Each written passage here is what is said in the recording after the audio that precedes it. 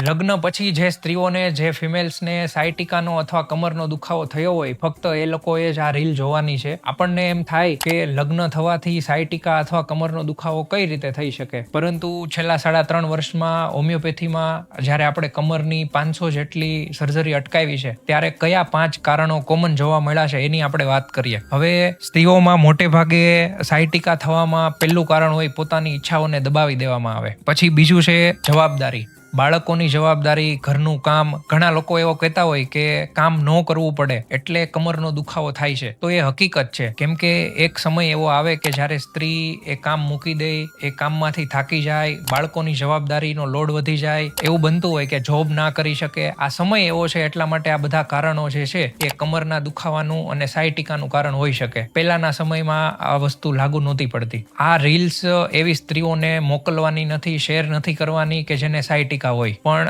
આ જો તમે સ્ત્રી તરીકે આ સાયટિકાના રીલ જોતા હોય, જો આનો રસ્તો તમારે જોતો હોય તો તમે કમેન્ટ કરી શકો છો. આમાંથી બહાર નીકળવાના રસ્તા હું તમને હવે પછીની નેક્સ્ટ રીલમાં બતાવીશ.